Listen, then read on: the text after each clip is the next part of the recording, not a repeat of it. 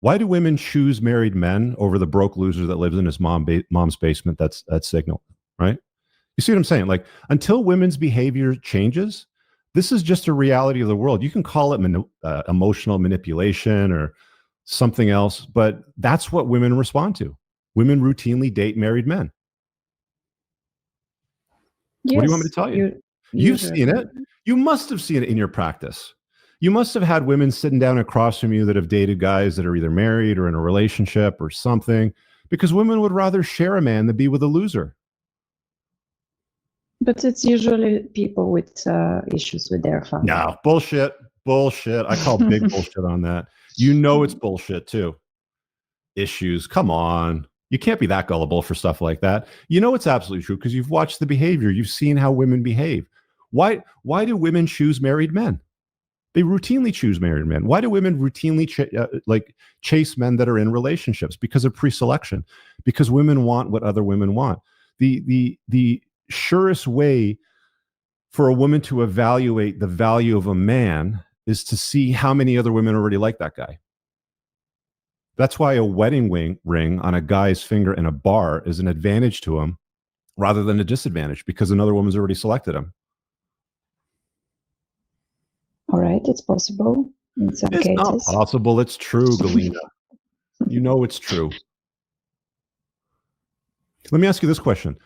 Okay, so you deal mostly with women. So when a guy cheats on a woman, she usually wants to know what? She usually wants to know what? What does she usually want to know? Did he love her? Right? Mm-hmm. But when a woman cheats on a man, you know what he wants to know? What? Did you fuck him? How many times did you fuck him? How did you fuck him? Where did you fuck him? Mm-hmm. Did you have Yes. orgasms when you fucked him? Right? It's a different conversation. Men and women are absolutely different in so many ways. And we're better together than we are apart. But we need to stop lying to women with psychobabble and nonsense about emotional manipulation. A man can absolutely love his woman wholeheartedly. He can be fully committed to her, but be 99% monogamous to her sexually. You see what I'm saying? Yeah, but we're not going to agree on that. Cheating has nothing to do with sexual drive, but everything to do with emotional bullshit. That's all psychobabble bullshit. Well, sorry, but I'm a psychologist. I get it, but I'm just telling you that you're wrong. Just because you have a degree and I don't doesn't mean that you're right about that. I can absolutely. I've read all the Evo Psych books. Even a psychologist has written about it. I'm telling you, go read Taraband's book. You'll see exactly what I'm talking about. It's in chapter 11. All right, but I think most people enter partnerships expecting their partner to fulfill all their needs, excitement and variety. Yeah, that's the problem. Like, they want their partner to fulfill all their needs. I mean, if a woman doesn't want a guy to stray, she should be doing things for that guy that she's never ever done before. If she doesn't want him to stray, like, she should be offering him, the tastiest, most nutritious meals, the best sexual opportunities that have never been offered to him before, being useful in his life, all of these things, right? If she, she doesn't want a guy to stray, and even if he does stray, so what? So what? Big deal. Did a woman come knocking on his front door and say, "Hey, I'm married with Bill's," or sorry, I'm pregnant with Bill's kids, and I'm going to take some of his resources and provisioning away from you? Just watch how women behave, Galina. Women routinely date married men. Women routinely date guys in long-term relationships. Women are more than happy to be with or to share a high-value alpha. They'd rather do that than be with a loser all day long. Anyway, so that's red flag. So let's talk about spinning plates, because you want to talk about that as well. Yeah. I think from my perspective, again, psychological one, but I think that spinning plates is some kind to heal men who are codependent. I'm happy that I amuse you. Yeah, honestly, you got to read some Evo Psych. You got to start with Terabit. You know who else wrote some good books too is Dr. Sean T. Smith. He writes them for men and women. He's also a clinical psychologist. But Orion Taraband's book, you should definitely read that, because like the psychobabble stuff that you're getting into with healing and emotional this and that and all that sort of stuff. So, men, like saying that men spin plates because of some psychologist sort of like narrative. Women are natural plate spinners. Women will naturally date multiple men simultaneously, right?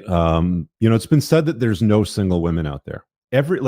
Even if you go on a dating app, every single one of those women on a dating app is talking to another guy, sleeping with an ex, has a friends with benefits, banged some guy when they were away for the weekend in Vegas with their girlfriends. There's no such thing as single women or women, dating one man. They just don't. They don't. They're like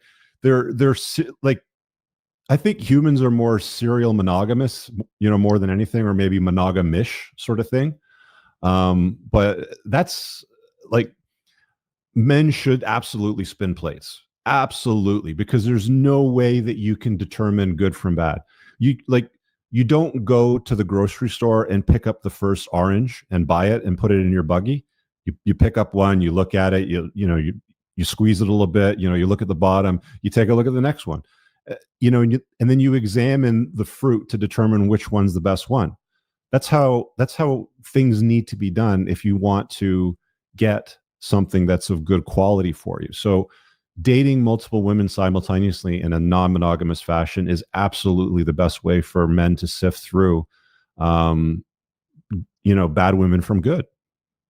And chicks aren't going to like it, but I don't care. There's a lot of things that women don't like that are actually good for men and better for the woman in the relationship. There's many things women don't even like in a relationship that are actually good for her in the relationship. Isn't it trying to avoid the emotional investment and going deeper and No, because just looking for a quick fix for their anxiety? If we were, if we could go in a time machine back like 300 years, then I would say sure. Okay. But we live in a time and space today where the vast majority of women, like almost all of them, they're not pure. They're not virgins. They've had multiple men. They've done all kinds of stuff. So it's not like you're doing anything wrong by entertaining other options. And you don't have to sleep with them all. You can date them. You can sleep with them. You don't have to sleep with them. I don't care. But the point being is, one of the big mistakes that most men make is they'll find one girl. She responds to his texts. Maybe she touches his pee-pee, and he just like commits to her right away. So what are we? Are we in a relationship? And I think cultivating optionality for men is incredibly important, for them to determine good from bad, for them to establish, red flags, green flags, for them to eliminate women, for them to, let women eliminate themselves because they have low interest or low desire in them. It's just where we're at today. And that's a man's best strategy if he's looking for something on a more committed basis, is to always cultivate some optionality, for sure. All right. So I must have misunderstood this, because I thought spinning plates means that the guy is intimate with all his plates. No. I said it specifically in the book. I said whether or not you want to exercise sexual intimacy is entirely up to you. You don't have to. Mm-hmm. Although many guys might. It's an absolute perk of dating. Right? So some guys do too. All right, guys, I really hope that you enjoyed that clip. If you want to check out the full-length podcast episode, you can find that right over here. Also, make sure you visit my website over here where you'll find my supplements, the opportunity to book me privately one-on-one for coaching, and most importantly, my new School of Unplugging, which you'll find on the courses tab. Newer to the channel, hit subscribe.